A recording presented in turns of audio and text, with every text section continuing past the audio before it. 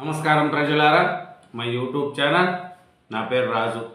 ఈరోజు ఈనాడు, ఆంధ్రజ్యోతి, సాక్షి, నమస్తే తెలంగాణ 4 దినపత్రికలు 2 తెలుగు రాష్ట్రాల్లోని వార్తలను చూద్దాం. ముందుగా ఆంధ్రజ్యోతి ఆంధ్రప్రదేశ్. ఆంధ్రజ్యోతి ఆంధ్రప్రదేశ్ పేపర్ చూసుకుంటే ముఖ్యంగా రెండో విడతకు రాజధానికి మరో 20,494 ఎకరాలు. సిఆర్డీఏకు సమీకరణ బాధ్యతలు. 2 జిల్లాలు 7 గ్రామాల్లో ప్రక్రియ. రైతుల నుంచి 16,666.57 ఎకరాలు. ప్రభుత్వ భూములు 3,828 ఎకరాలు సమీకరణ. పోలీస్ శాఖలో ఉద్యోగం చేస్తావా? మంచి జీతం కూడా ఇస్తాం. ఐబొమ్మ రవికి పోలీసులు ఆఫర్. సున్నితంగా తిరస్కరించిన రవి. కరేబియన్ దీవుల్లో ఐబొమ్మ రెస్టారెంట్ పెడతా. ఆంధ్ర తెలంగాణ వంటలను రుచి చూపిస్తా. వచ్చే డబ్బుతో జీవితాన్ని ఆస్వాదిస్తా. పోలీసు విచారణలో వెల్లడించిన రవి. షాకులకు చెక్. విద్యుత్ రంగాన్ని గాడిన పెట్టాము సీఎం. వైసీపీ హయాంలో ధ్వంసం చేశారు. నేడు పీపీఏల రద్దుతో 9,000 కోట్ల భారం. సమర్థ నిర్వహణతో చక్కదిద్దాం. ప్రజలపై భారం పడకుండా వేశాం.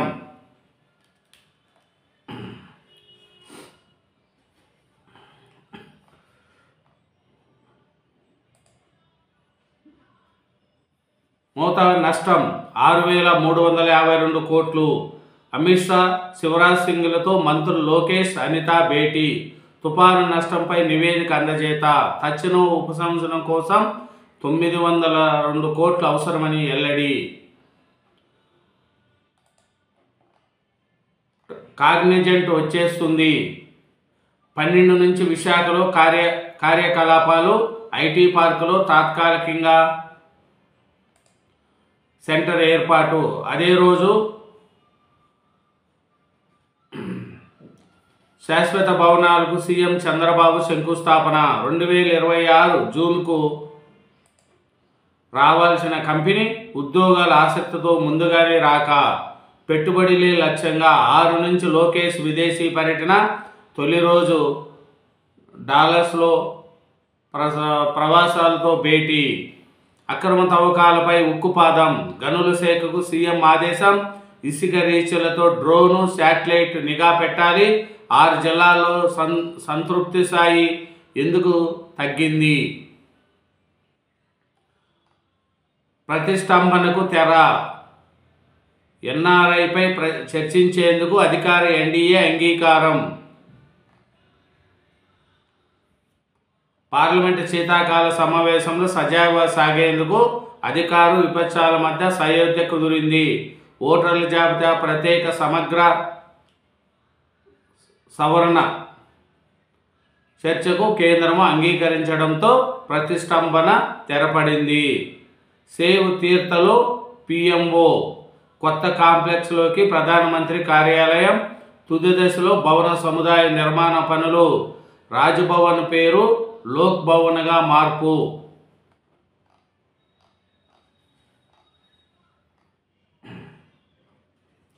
పాఠశాలలోకి అకాడమిక్ ఇన్స్పెక్టర్లు. సుదీర్ఘకాలం తర్వాత తాత్కాలిక టీచర్ల విధానం. 1146 మంది నియామకానికి అనుమతి. ఈ నెల 8 నుంచి 5 నెలల పాటు విధుల్లో.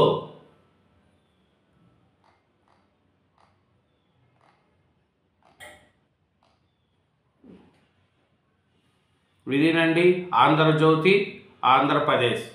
నెక్స్ట్ ఈనాడు, సాక్షి, నమస్తే తెలంగాణ పేపర్లు కూడా చూద్దాం. ఈనాడు దినపత్రికలోని మెయిన్ వార్తలు చూసుకుంటే ముఖ్యంగా రాబడి పెంచేలా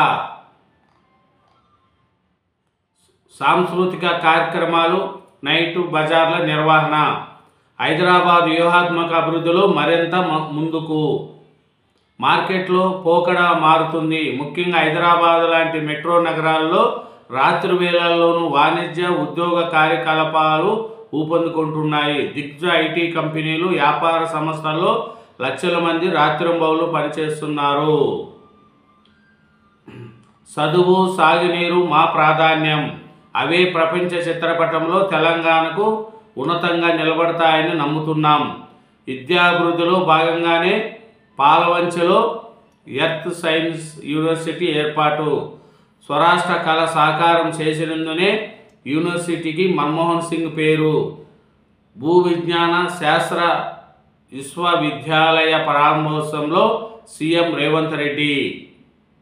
దేశంలో గొప్ప గొప్ప విశ్వవిద్యాలయాలు సాగునీటి ప్రాజెక్టు ప్రారంభించిన మొట్టమొదటి ప్రధాని జవహర్లాల్ నెహ్రూ స్ఫూర్తితో నీటిపారుదల విద్యారంగాలే తెలంగాణకు ప్రపంచ చిత్రపటంలో ఉన్నత స్థానంలో నిలబడుతున్నాయని సంపూర్ణంగా విశ్వసిస్తున్నామని సీఎం రేవంత్ రెడ్డి అన్నారు. డీసీసీ అధ్యక్షులకు 6 నెలల ప్రొబేషనరీ తర్వాత పనితీరు ప్రకారం ఎవరిని ఉంచాలో ఎవరిని తీసేయాలో నిర్ణయించాలి. కాళ్ళల్లో కట్టె పెట్టడం రాజకీయాల్లో మామూలే.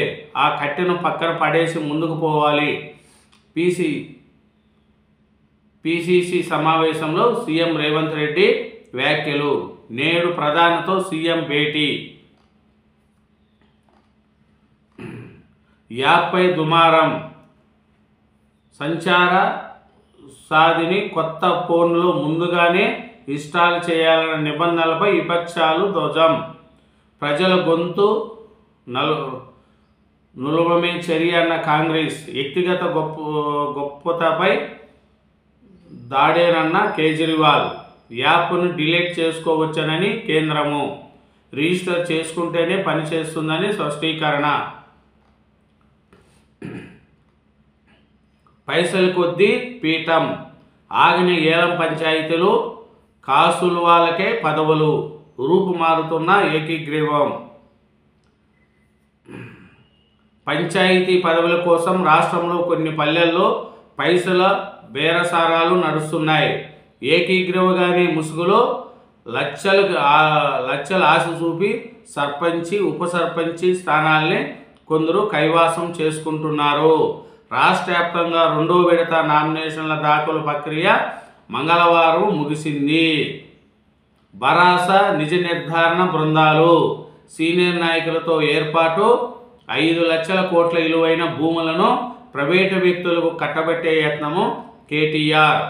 పరిశ్రమల భూములు అంశంలో హైదరాబాద్ ఇండస్ట్రియల్ ల్యాండ్ ట్రాన్స్ఫరేషన్ పాలసీ పేరుతో ప్రభుత్వము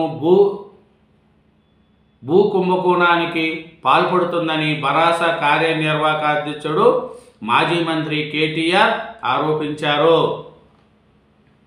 లేని జనాభాకు రిజర్వేషన్లోనా? ఇలాగైతే ఎన్నికల లక్ష్యం నెరవేరుతుందా? రిజర్వేషన్ల సవరణకు ఆదేశాలు ఇస్తే తీవ్ర పరిమాణాలు. దీనిపై డివిజన్ బెంచ్ నిర్ణయం తీసుకోవాలి. పంచాయతీ ఎన్నికల పిటిషన్పై సింగిల్ జడ్జి ఉత్తర్వులు. 4 కోట్లకు బీమా చేయించి అన్నను చంపాడు. అప్పులు తీర్చుకోవడానికి తమ్ముడి ఘాతుకం. కరీంనగర్ జిల్లా రామగుండంలో ఘటన. 3 అరెస్ట్. కరీంనగర్. చేసిన అప్పులు తీర్చడానికి మానసిక పరిపక్వత లేని అన్నను పేరిట బీమా చేయించి దారుణంగా అంతమించింది. ప్రమాదంగా చిత్రీకరించిన ఘటన కరీంనగర్ జిల్లా రామడడుగు మండలంలో జరిగింది. రాజభవన్పై ఇంకా లోక్ భవన్. రాష్ట్ర గవర్నర్ అధికార నివాసమైన రాజభవన్ పేరును లోక్ భవన్గా మారుస్తూ ప్రభుత్వ ఉత్తర్వులు జారీ చేసింది. ఈ మేరకు లోక్ భవన్ పేరుతో కొత్త సూచికలు కూడా ఏర్పాటు చేశారు.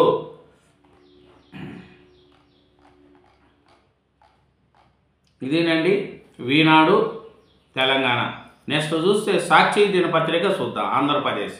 నెక్స్ట్ నమస్తే తెలంగాణ పత్రిక కూడా చూద్దాం. అలాగే నా ఛానల్ను ఎవరైనా సబ్స్క్రైబ్ చేయని వాళ్ళు ఉంటే బలవంతంగా ఏం లేదు, మీకు అభిమానంగా ఉంటే నాకు ఛానల్ను సబ్స్క్రైబ్ చేసుకోండి. Thank you.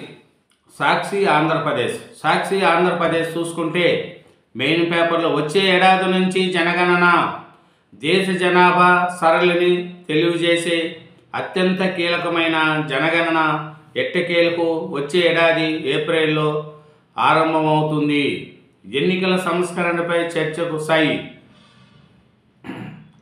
ఇప్పటికే ప్రైవేటుకు మెడికల్ కాలేజీలు, అప్పనంగా ఆసుపత్రులు. వైఎస్ జగన్ ప్రభుత్వం అభివృద్ధి చేసిన బోధన ఆసుపత్రులను ప్రైవేటు వ్యక్తులకు హస్తగతం చేయనున్న చంద్రబాబు సర్కారు, అందులోనే పనిచేసే వైద్యులు సిబ్బందికి జీతాలు సైతం చెల్లించనున్న ప్రభుత్వం. తద్వారా రాష్ట్ర ఖజానా నుంచి వందల కోట్లను దోచిపెట్టే కుతంత్రం. ఓవైపు ప్రభుత్వ వైద్య కళాశాలను ప్రైవేటుకు దారాదత్తం చేయడమే కాక మరో బంపర్ ఆఫర్, మెడికల్ కాలేజీల్లోని మిగులు భూముల్లో నర్సింగ్, ఆయుష్, డెంటల్ కాలేజీల ఏర్పాటుకు పచ్చజెండా. ఈ మేరకు పీపీపీ వైద్య కళాశాలలకు సవరణలు. ప్రభుత్వ భూముల్లో ప్రభుత్వ డబ్బుతో వైఎస్ఆర్సీపీ సర్కారులో వైఎస్ జగన్ నిర్మించిన వైద్య కళాశాలను పప్పు బెల్లంల తరహాలో ప్రైవేటు వ్యక్తులకు కట్టబెట్టేస్తుంది చంద్రబాబు ప్రభుత్వం. చంద్రబాబు సర్కారు మరింత బరితెగించింది. ప్రభుత్వ డబ్బులతో నిర్మించిన 4 ప్రభుత్వ ఆసుపత్రులను కూడా ప్రైవేటు వ్యక్తులకు అప్పచెప్పడంతుంది. కనుమెరుగు కొసమెరుగు ఎంటకమంటే ఇప్పటికే ఇక్కడ పనిచేసే వైద్యుల సిబ్బందికి జీతాలను ప్రభుత్వమే చెల్లిస్తుంది. నాడు ఇంటర్నేషనల్, నేడు మున్సిపాలిటీ. అమరావతిపై ముఖ్యమంత్రి చంద్రబాబు 2 నాలుకల ధోరణి. 2015లోనే రాజధానిగా నిర్మాణానికి రైతుల నుంచి 34,823.12 ఎకరాల సమీకరణ. ప్రభుత్వ అటు భూములు కలిపి మొత్తం 53,748 ఎకరాల్లో రాజధానికి ప్రణాళిక. సింగపూర్ 28.96 కోట్లు చెల్లించిన మాస్టర్ ప్లాన్. రాజధానిలో 2వ విడత భూసేకరణ. 7 గ్రామాల్లో రైతుల నుంచి 16,562 ఎకరాలు పట్టా భూమి సమీకరణ.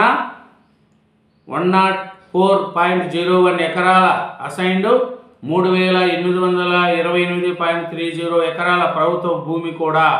మొత్తం 20,494 ఎకరాల సమీకరణకు సిఆర్డీఏ కమిషనర్కు అనుమతి.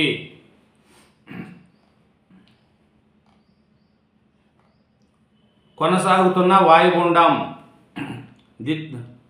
దిత్వా తుఫాన్ వాయుగుండంగా బలహీనపడి కొనసాగుతుండడంతో పలుచోట్ల వర్షాలు కురిశాయి.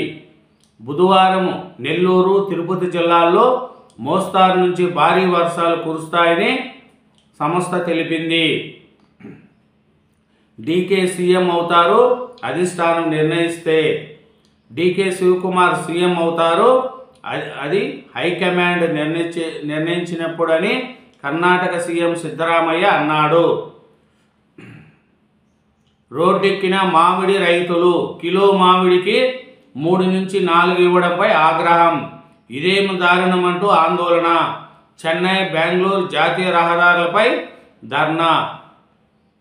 చికిత్స అందక వ్యక్తి మృతి. కాకినాడ జిల్లా చేబ్రోలులో ఘటన. సిబ్బంది కొరతే కారణమన్న డిఎంఓహెచ్ఓ. డిప్యూటీ సీఎం పవన్ కళ్యాణ్ నియోజకవర్గంలో దారుణము.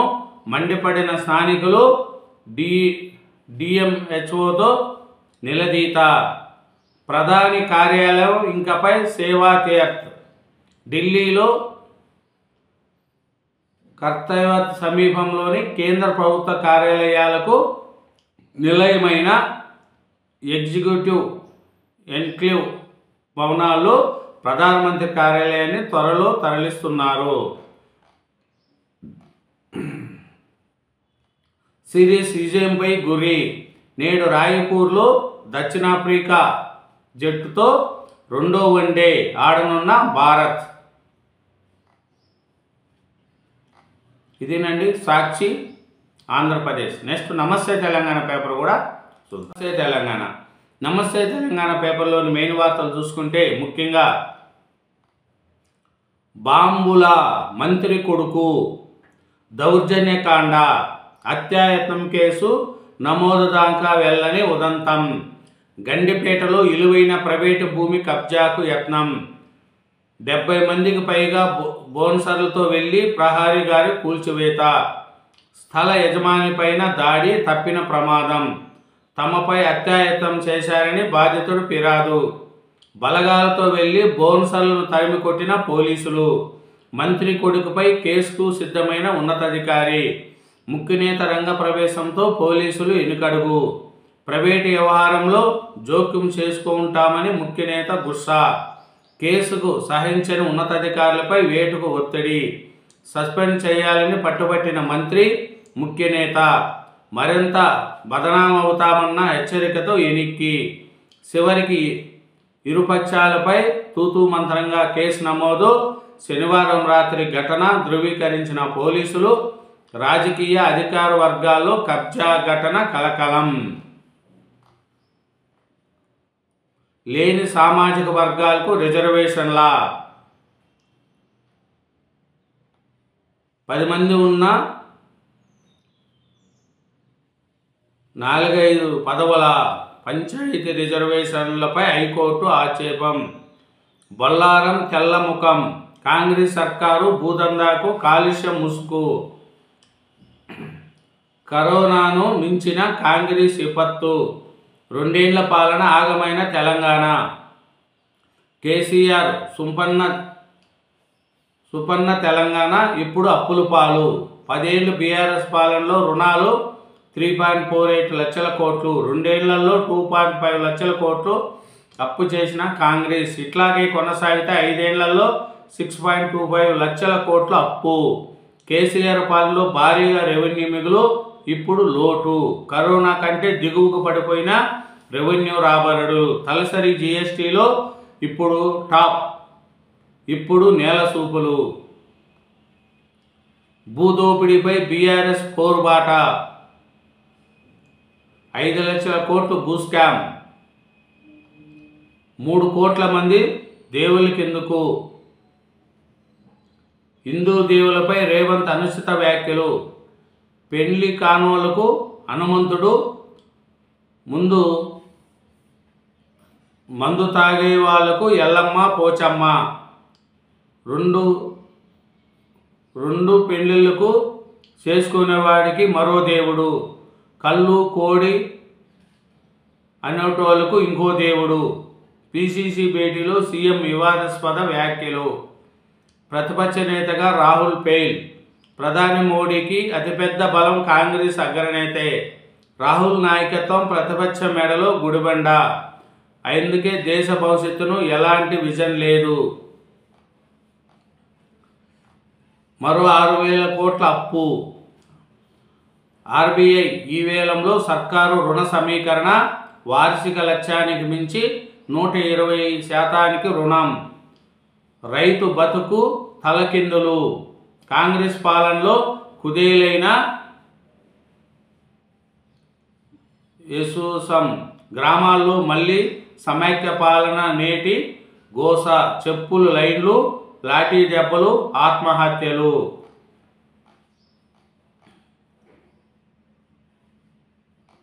ఇదేనండి నమస్తే తెలంగాణ. 4 దినపత్రికలు, 2 తెలుగు రాష్ట్రాలు వార్తలను చూసినాం. అలాగే నా ఛానల్ను సబ్స్క్రైబ్ చేయని వాళ్ళు ఉంటే దయవుంచి ఒక సబ్స్క్రైబ్ చేసుకోండి. Thank you very much. Bye.